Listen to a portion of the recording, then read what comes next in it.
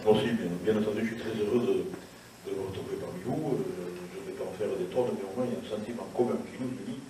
C'est la bonne humeur, l'esprit de solidarité autour de vos candidats. Moi, je suis très heureux, bien sûr, de retrouver toutes les personnes qui sont à la tribune, le conseiller départemental, le conseiller départemental. Très heureux de retrouver Jean-Marc, pour des raisons que vous avez senti autour de Bernard Dupont, très heureux de saluer Alain Damassoure. Parce que nous avons, dans le passé, bien que très jeunes, tous les deux, mené pas mal de combats communs. Je n'ai pas oublié le temps où il était mon député. Nous avions fait une belle campagne pour lui, où il avait des mandats sur Anglette, avant de partir vers d'autres cieux, de connaître une vie politique riche, dense, avec beaucoup de sensibilité et beaucoup de fidélité, notamment par rapport au sujet qu'on lui propose. Alors, merci aux personnes qui sont ici.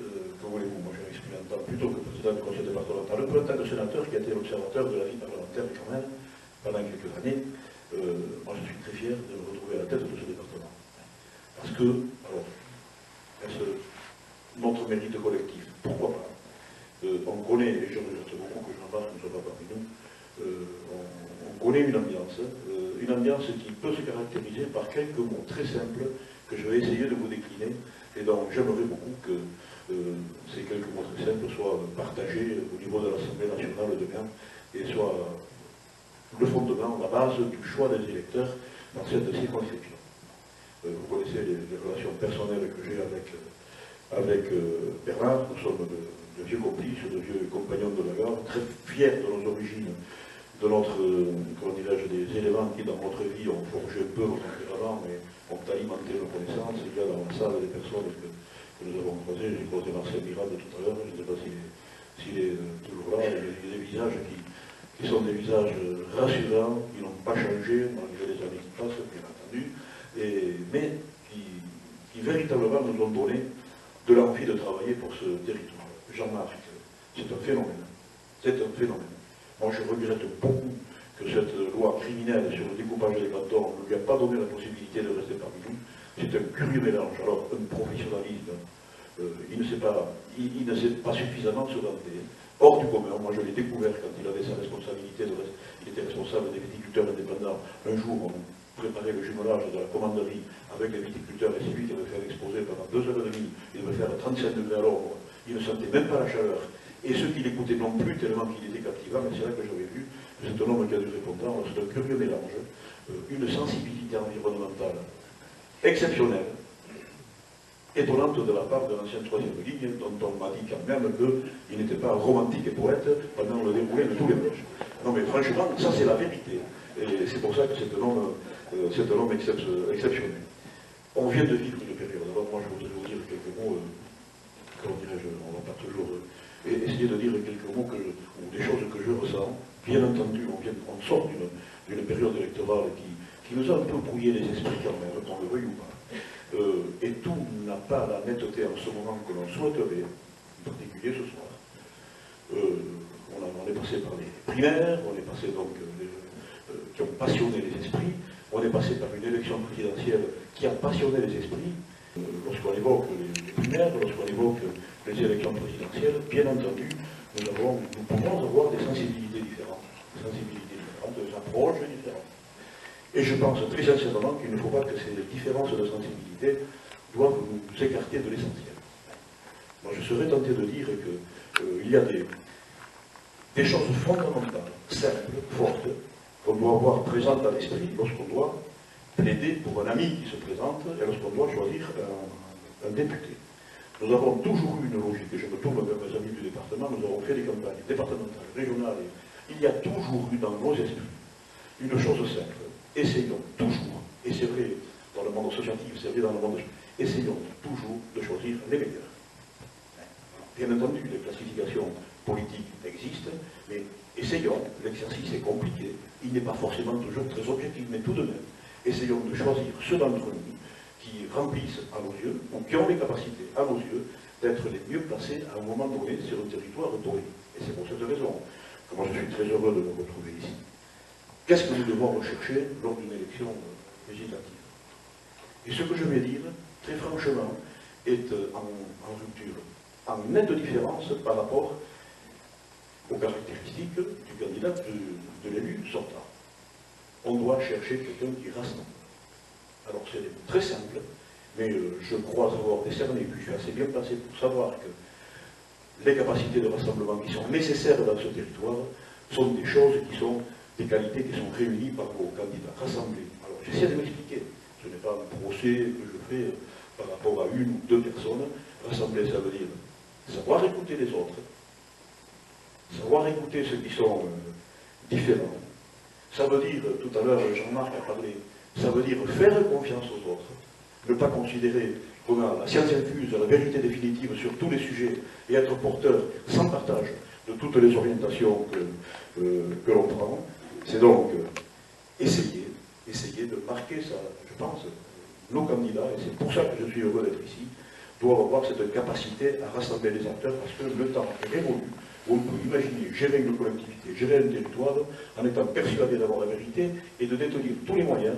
Mais ça veut dire, faisons confiance donc, ce que je disais à l'instant, à ceux que nous avons autour de nous. La confiance, c'est toujours une prise de risque, mais c'est la seule condition.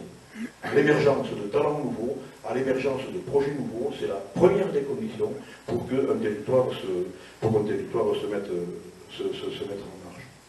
Je crois que dans le choix, alors on occulte toujours ceci, mais ça a été bien dit par mes prédécesseurs, il faut toujours regarder le bilan des hommes et des femmes, des hommes en l'occurrence, et des candidats qui se présentent. Moi je suis, comme vous tous, et ça a été très bien évoqué, je suis stupéfait, je suis admiratif, parce qu'au bout du compte, la meilleure des garanties pour l'avenir, c'est le témoignage du passé. Je suis admiratif de voir le bilan de notre candidat, le bilan de Jean-Marc.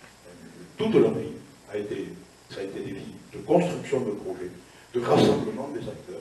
Ça a été une vie de réalisation, et chacun d'entre nous le sait, on va se avoir l'occasion de se rencontrer. Je ne vais pas énumérer tout ce qui a été fait, mais qui est le symbole de la volonté, le symbole de la passion, le symbole de l'imagination, le symbole de la capacité à sécréter du projet. Je crois que là, nos candidats, Bernard et Jean-Marc, ils ont là un élément de différence qui mérite d'être évoqué.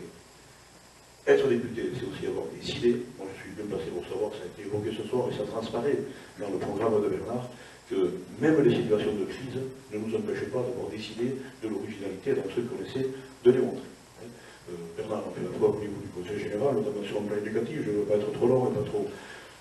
je sais que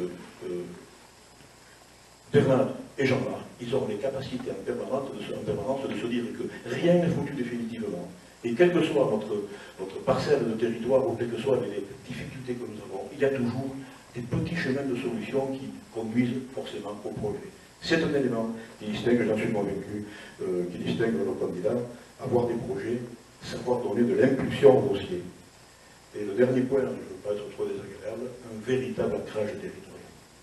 Un véritable ancrage territorial et la garantie apportée que nos candidats, auxquels nous tenons beaucoup, ne fluctueront pas dans leur ancrage au gré des opportunités de la vie politique. Vous savez très bien ce que je veux dire. On ne peut pas être passionné par un territoire en se disant que la passion s'estompe pour se passionner du territoire voisin en revenant à ses premiers amours, dans le cas où les choses ne marcheraient pas. Ce n'est pas possible, mais il faut le dire. Ça fait partie des garanties que l'on doit rechercher. C'est le signe distinctif de nos candidats. Mais je le dis parce que vous ne conduirez pas une campagne avec du soporifique, sans dire la netteté de la différence. Il faut se dire ceci. Les enjeux, et je vais aller très vite, les enjeux pour la Circo, ils ont été très bien évoqués. Les enjeux économiques que nous avons, pour faire court, pour faire vite. L'enjeu agricole, Alain en parlera. Moi, mon analyse, c'est que les équipes sortantes n'ont pas pris les problèmes agricoles à bras le corps. Et il y a toute une série, alors bien sûr, les marchés mondiaux qui nous ennuient, bien sûr, les réglementations qui nous ennuient, qu'il faut modifier. Mais moi, je suis convaincu, je ne veux pas déflorer le discours qui va suivre, mais que dans beaucoup de dossiers agricoles, dans le dossier laitier, dans le dossier des mères allaitantes, même au niveau du dossier porcin, il y aurait une autre façon d'aborder le problème. Et cher Alain, moi, je suis très heureux que tu sois là. Et moi, je suis convaincu également que l'attitude de la France par rapport à l'application de la politique agricole commune caractérisée, alors je prends le risque de le dire, très souvent par des verdissements excessifs et pas toujours fondés, est une politique qui n'a pas été une politique convenable, et moi j'aspire j'aspire véritablement à une meilleure relation avec l'Europe et peut-être à des attitudes beaucoup plus réalistes, pragmatiques, entrepreneuriales et libérées des contraintes. Ça, c'est des choses que l'on peut faire sur le plan agricole. L'enjeu du bassin de lac, ça a suffisamment été évoqué. Sujet très compliqué. Bien entendu, les responsabilités du tarissement du gisement, ce n'est pas de la responsabilité politique, bien entendu, mais je suis convaincu qu'il y a sur le bassin de lac, à condition de rassembler les acteurs, à condition de s'écouter, à condition de s'entendre, à condition de se dire que je n'ai pas la science infuse et que, mais à condition également, de prendre des vrais risques entrepreneuriaux avec des outils financiers à la clé.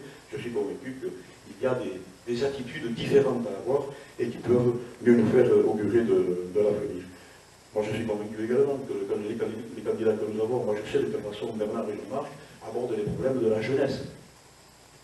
Les autres candidats ne l'évoqueront pas beaucoup, mais avec des traductions très concrètes, en matière de formation, en matière d'accompagnement, pour ceux qui sont laissés au bord de la route. Il faut pour la jeunesse de la créativité, de l'inventivité, pour réduire en matière d'éducation, en matière de formation. Le dernier point que je voudrais évoquer, et sur lequel on ne réfléchit jamais assez, tant on a pensé dans l'avenir qu'il était subalterne, pas fondamental des progrès à venir, les problèmes culturels.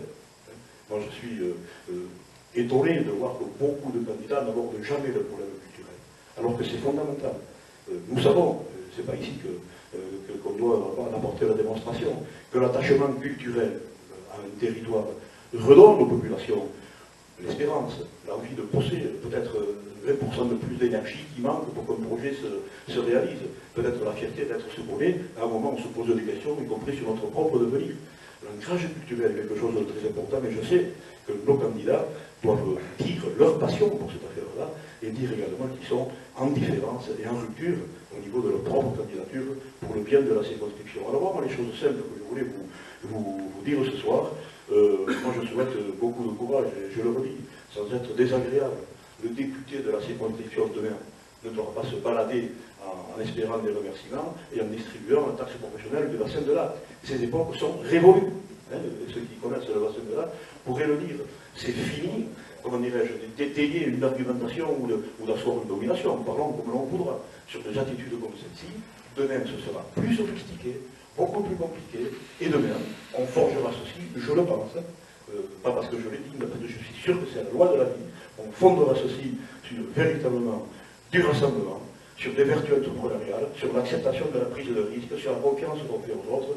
Je pense qu'il faut nicher ça à l'intérieur de cette campagne, tant je pense que ici vous avez besoin de ceci, et tant je pense bien entendu, et c'est pour ça que je suis très heureux d'être ici, que les deux candidats que vous avez ont ces vertus. Je le sais parce que nous l'avons expérimenté, parce que leur idéal pour un territoire et leur idéal pour l'exercice des responsabilités se traduit toujours par un projet concret. Rien ne vaudrait de faire de la littérature et de grandes déclarations s'il n'y avait pas l'assortiment de la preuve apportée sur le terrain. Moi, je vous souhaite très bonne chance. Cultivez la différence parce que je sais qu'elle est positive.